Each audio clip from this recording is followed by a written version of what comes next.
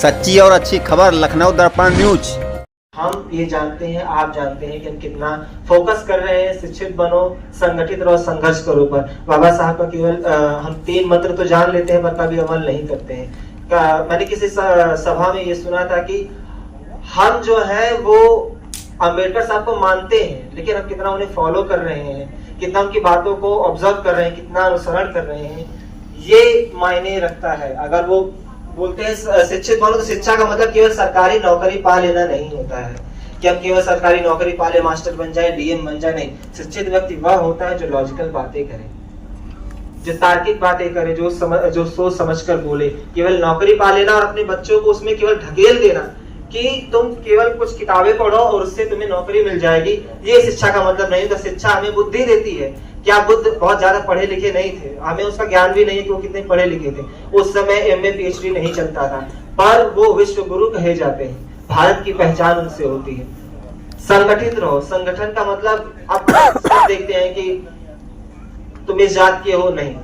SC वर्ग में जो है उसमें भी कई आपस में ऐसे मकड़ी जाल बना हुआ है कि हम इसमें नहीं, हम इनको नहीं बोलने देंगे, ये इस जात के नहीं है। इवन एक ग्रुप बना था, उसमें क्या था कि बाबा साहब के नाम का ग्रुप बना था, उसमें खास जात के लोग अपने ही बारे में बातें करते थे। जब कोई अम्बेडकरवादी होता है तो केवल अम्बेडकरवादी होता, केवल एक जात का कोई उससे संबंध नहीं रखता है।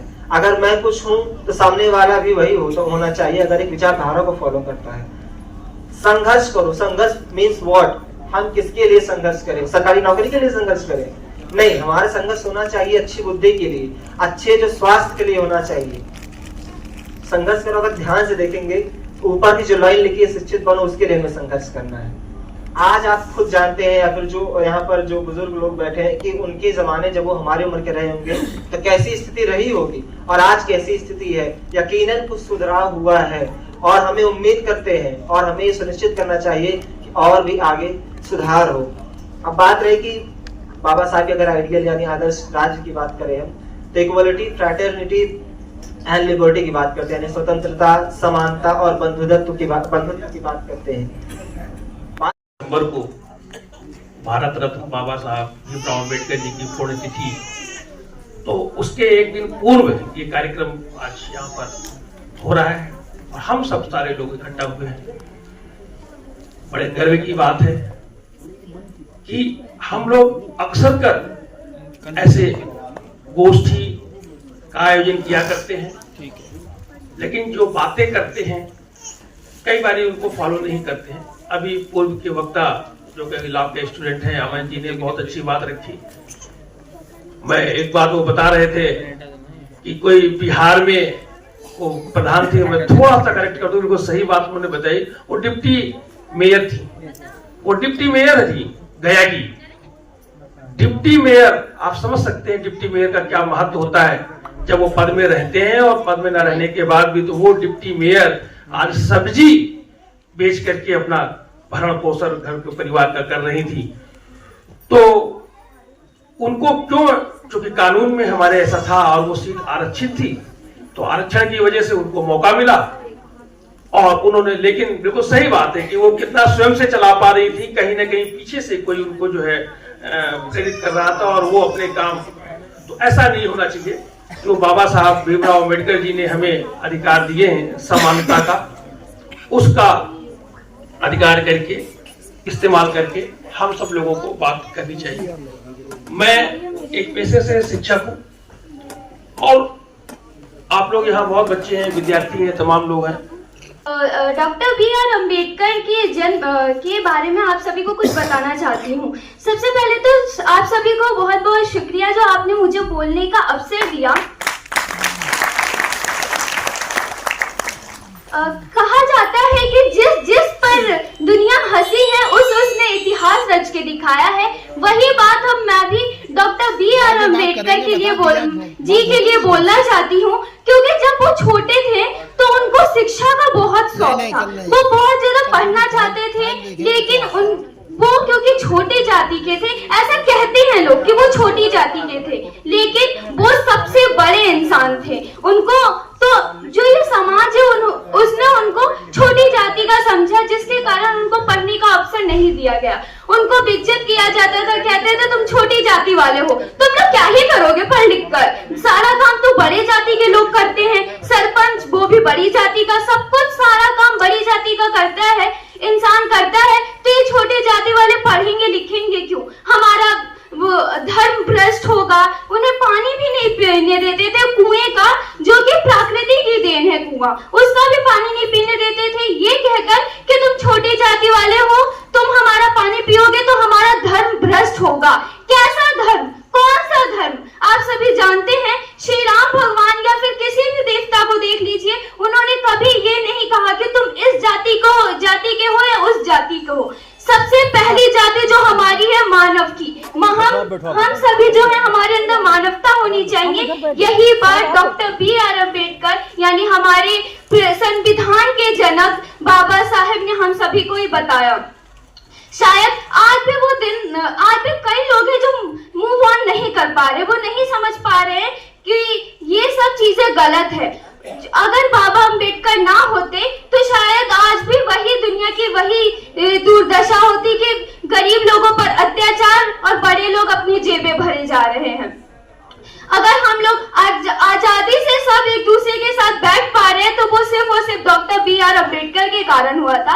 आप सभी को पता है, डॉक्टर बी.आर. अम्बेडकर अपने टाइम पर एक रूल लाए थे कि संविधान में, क्योंकि वो सच में ये मानते थे कि सभी इक्वल है, तो उन्होंने एक रूल लाया था कि जो पिता है उनकी संपत्ति में जितना अधिकार एक पुत्र का है उतनी ही पुत्री का भी। लेकिन उनके कहने के उनको कहते रह गए, पर किसी ने भी ये बात नहीं मानी। जब तक फिर उन्होंने अपना पद त्याग दिया, उसके बावजूद किसी ने भी इस बात पर राजी नहीं भरी कि हाँ, पुत्री का भी उतना ही अधिकार है अपने पिता के जिस्म में जितने एक पुत्र का। और आज हम सभी देख सकते हैं, क्योंकि हम सबके अंदर उन्होंने जो बातें बोली हमारे अंदर आ गई, मतलब उन्होंने जो वो संदेश देना चाहते थे वो हम कहीं ना कहीं मानते हैं। तभी आज हम देख सकते हैं कि हमारे संविधान में एक लड़की को भी अपने पिता के जायदाद में उतना ही हक मिलता है जितना एक पुत्र को मिलता है। उन्होंने एक बात और कही थी कि एक आदमी सिर्फ एक विवाह कर सकता है, और आज हम देख सकते हैं कि जो आदमी होते हैं वो अब एक ही विवाह कर सकते हैं, अदरवाइज पुलिस उनको पकड़ सकती है। तो ये थे हमारे बाबा भीमराव अम्बेडकर। हम कहते थे कि तुम पढ़ो लिखो नहीं, तुम कुछ नहीं कर सकते हो, लेकिन उन्होंने वो काम किया जो शायद वो भी नहीं कर सकते थे। उन्होंने हमारे सबसे बड़े बुक, हमारे कॉन्स्टिट्यूशन की रचना की, जिससे हमारी पूरी सरकार, हमारी पूरी इकोनॉमी, हमारा पूरा देश चलता है। तो ऐसे थे हमारे डॉक्टर बी.आर. अम्बेडकर। तो मैं अपनी वाणी को विराम देते हुए बस इतना ही कहूंगी कि किसी ने सच ही कहा है कि जिस पर संसार हंसा है उसने इतिहास रचा है। आज का दिन वो दिन है शायद जिसकी वजह से हम सब यहाँ आजादी से सांस ले सकते हैं, अपनी बात कह सकते हैं, अपने विचार रख सकते हैं। बहुत ज्यादा समय नहीं लेते हुए थोड़े से अल्फाजों में अपनी बात कहूंगी कि आज मेरे लिए बहुत फख्र का दिन है कि इस मंच पर, इस डाइस पर मुझ जैसे एक आम हिंदुस्तानी को मौका दिया गया है कि मैं अंबेडकर साहब के बारे में दो बात कह सकूं। उनके बारे में हम बात करेंगे तो शायद हमारी उम्रें गुजर जाएंगी जो उन्होंने इस देश के लोगों के लिए और हमारे लिए करा है। सबसे पहले मैं बाबा साहब को तहे दिल से नमन सलाम अपनी तरफ से, अपने देश की तरफ से करना चाहूंगी।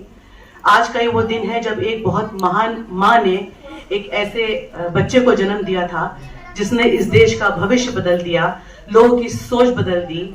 जो हिंदुस्तान को आज से कई साल पहले जाना जाता था एक गुलाम देश, अंग्रेजों ने कई 100 साल हमारे ऊपर राज करा और वो मानसिकता दे के चले गए कि हम गुलाम हैं। बाबा साहब ने वो काम किया कि लोगों की सोच बदल दी, लोगों का नजरिया बदल दिया कि हम एक सिर्फ इंसान नहीं है, हम एक वो इकाई है जो देश में हर दिन हर पल अपना योगदान देता है देश को आगे बढ़ाने के लिए। बाबा साहब एक ऐसी शख्सियत है जो ना कि बहुत लर्नेड, बहुत पढ़े लिखे थे, उनके पास एक विजन था भारत देश का। किसी भी इंसान के पास एक विजन होना चाहिए, पहले खुद के लिए फिर अपने देश के लिए। अपने बच्चों को महात्मा गांधी की किताबें पढ़ाइए, अपने बच्चों को भगत सिंह की किताबें पढ़ाइए, अपने बच्चों को भीमराव अम्बेडकर की किताबें जरूर पढ़ाइए। ये सपना आज हमारी आने वाली पीढ़ी पूरा करेगी। हम सब आम आदमी पार्टी के थ्रू एक मुहिम का हिस्सा हैं।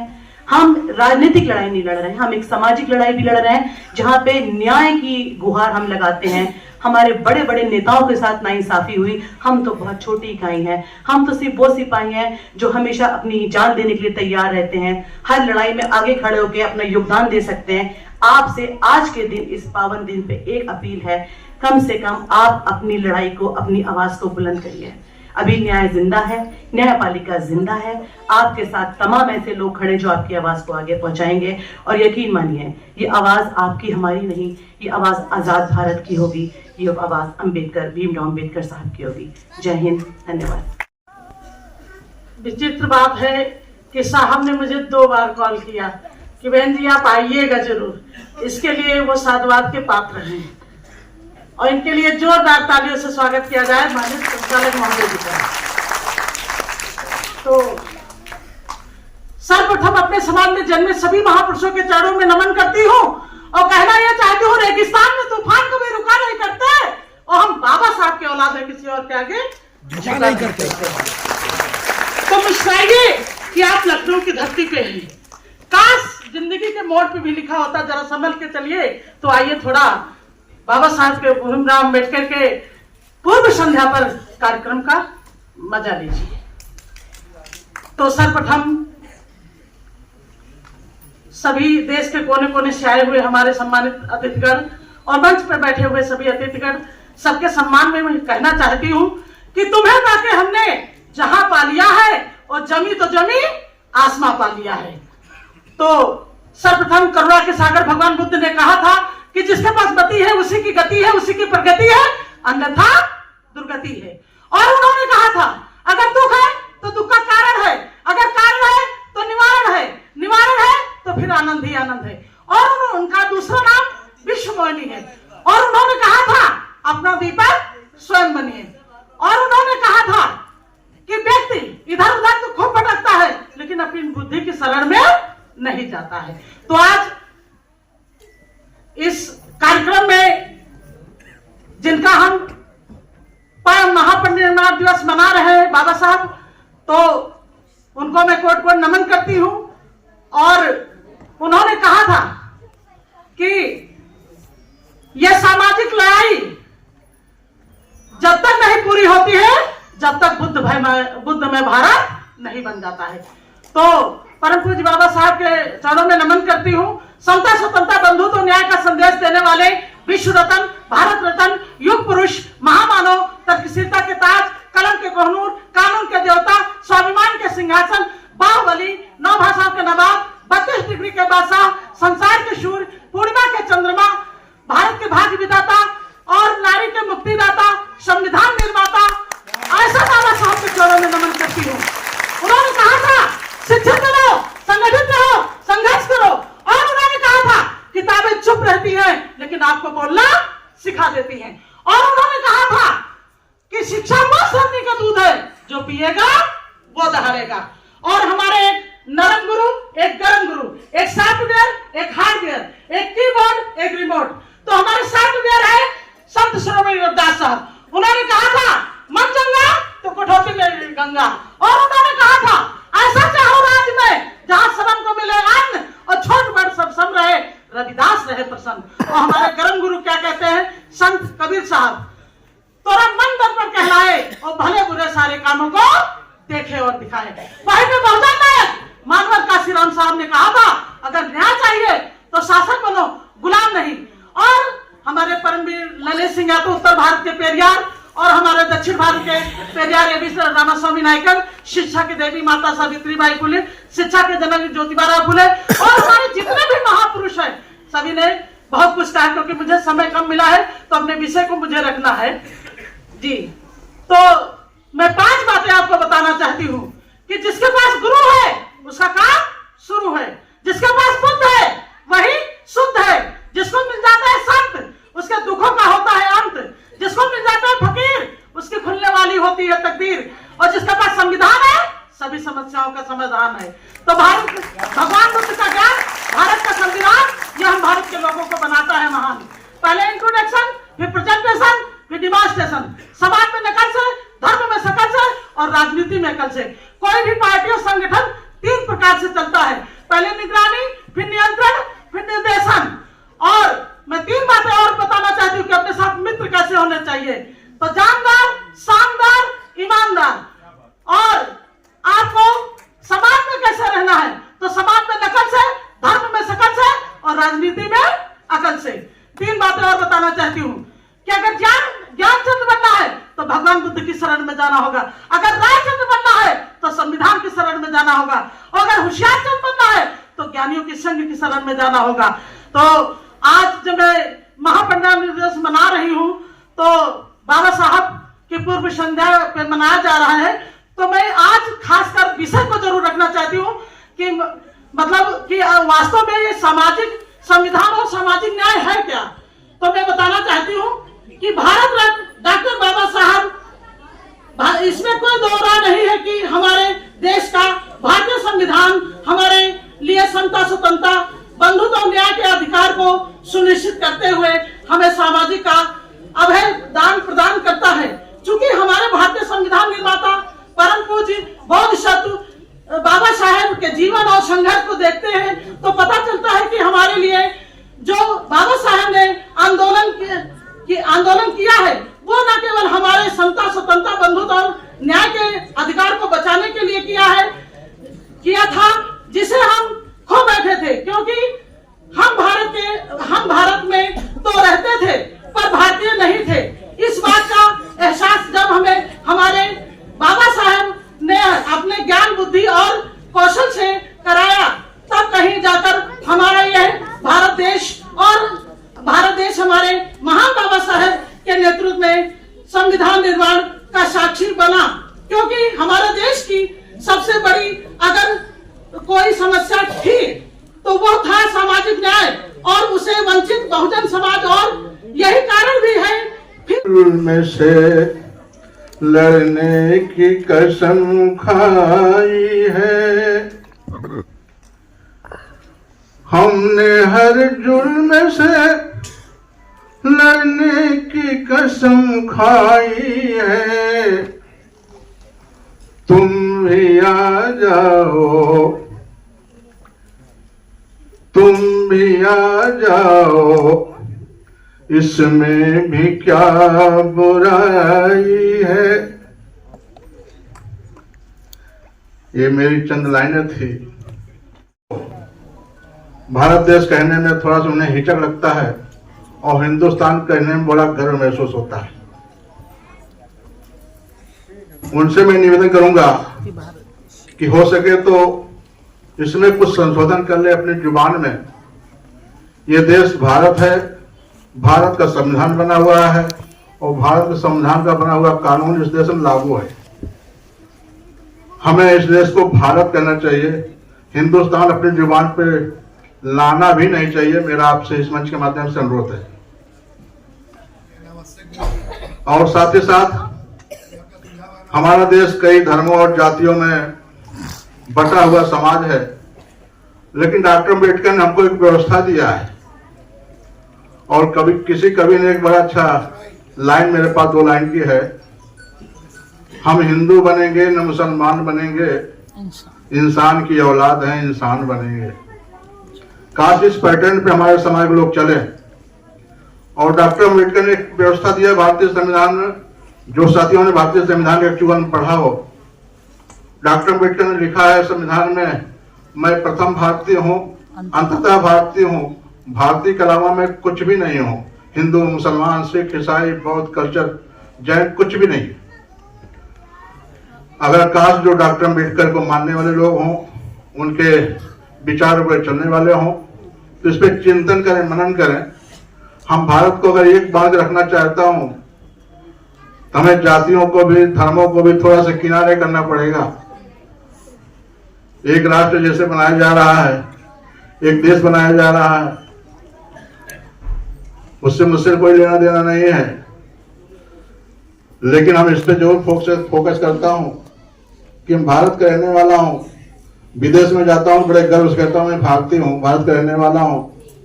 और जब फिर भारत में लौट के आ जाता हूं जहाज से, तो कहता हूं नहीं मैं भारतीय नहीं हूं, मैं भारत का रहने वाला नहीं, मैं तो हिंदुस्तान का रहने वाला हूं। तो कहीं ना कहीं मैं खुद विरोधियों के भाषा को बोलता हूं तो उन्हें एक मजबूती मिलती है। हमें इसमें परिवर्तन करने की जरूरत है और डॉक्टर अम्बेडकर के संबंध में मुझे एक शाम आप लोगों को कहना है अपने शब्दों में। मैं बच्चों को देख के मैं बच्चों के लिए कुछ कहना चाहूंगी और बच्चों तुम ध्यान से सुनना। आज अंबेडकर जी को तो सब जानते होंगे, क्यों बच्चों जानते हो ना? और कैसे जानते हो? हमारे देश के महान क्रांतिकारी नेता, और उन्होंने क्या लिखा था? संविधान लिखा था।